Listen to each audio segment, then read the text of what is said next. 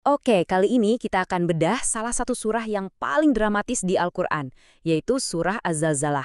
Surah ini ngasih gambaran tentang sebuah peristiwa kosmik yang, wow, luar biasa banget, dan gimana dampaknya buat kita semua. Langsung aja kita mulai ya.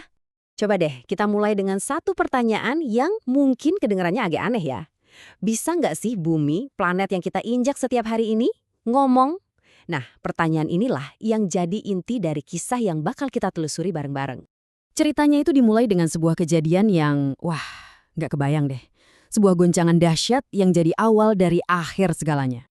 Jadi surah ini dibuka dengan gambaran hari kiamat. Allah ngasih tahu kita bahwa akan terjadi sebuah goncangan yang luar biasa dahsyatnya. Ini benar-benar ngeset suasana yang tegang banget. Dan ini tuh bukan gempa bumi biasa yang pernah kita dengar atau catat dalam sejarah. Bukan, ini adalah getaran terakhir, getaran final yang kekuatannya luar biasa. Getaran yang nandain akhir dari dunia yang kita kenal selama ini. Nah, akibat dari goncangan yang super dahsyat itu, bumi akan ngeluarin semua yang selama ini tersembunyi di dalam perutnya. Terus, apa sih beban-beban berat itu? Ternyata bukan cuma lahar loh, tapi semua logam mulia, harta karun yang selama ini terpendam, bahkan mayat-mayat yang udah lama dikubur. Semuanya bakal dikeluarin ke permukaan. Pokoknya di hari itu, nggak ada lagi yang namanya rahasia. Bayangin deh, di tengah kekacauan kayak gitu, manusia digambarkan dalam kondisi yang takut dan bingung banget. Mereka tuh nanya, ada apa sih sama bumi ini? Mereka nggak ngerti apa yang terjadi. Ngelihat planet mereka sendiri bertingkah aneh, nggak kayak biasanya. Nah, dari sini nih ceritanya jadi makin menarik. Ada plot twistnya. Bumi yang tadinya cuma jadi panggung tempat kita hidup, sekarang perannya berubah. Dia jadi saksi utama. Dan inilah jawaban dari pertanyaan kita di awal tadi. Ya, pada hari itu bumi bakal benar-benar bicara. Dia akan menceritakan semua kisahnya. Dan kesaksian bumi ini sifatnya mutlak. Setiap jengkal tanah, dimanapun kita pernah berbuat sesuatu, mau itu baik atau buruk, semuanya bakal ngelaporin langsung kepada Allah. Nggak ada satupun, sekecil apapun, yang bakal kelewat.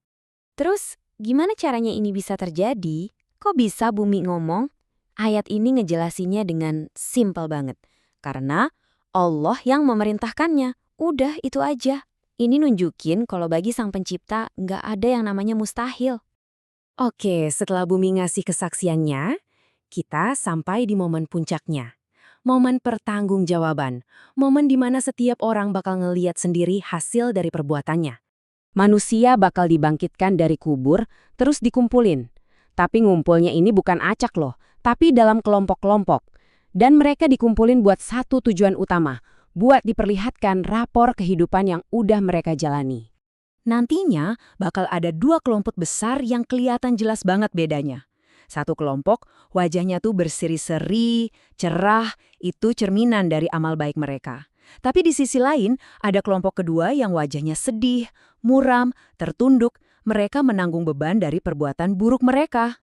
Nah, sekarang kita masuk ke bagian yang paling dalam banget dari surah ini.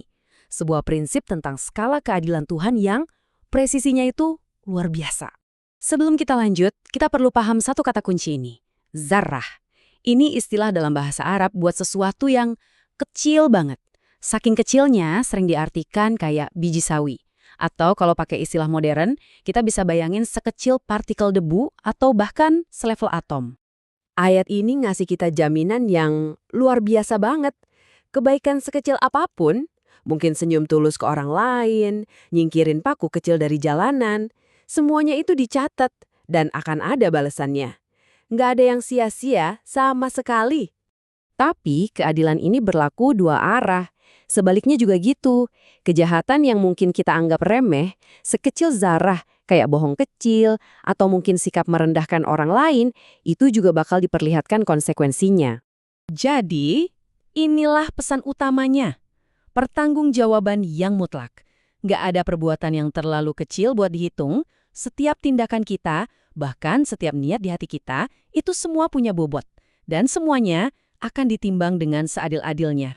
Nah, sebagai penutup, mari kita renungkan ini. Kalau kita benar-benar sadar bahwa setiap jengkal bumi ini merekam semua langkah dan perbuatan kita, pertanyaannya bukan lagi apakah kita diawasi, karena itu sudah pasti. Pertanyaannya sekarang adalah, jejak seperti apa yang mau kamu tinggalkan untuk hari kesaksian itu nanti?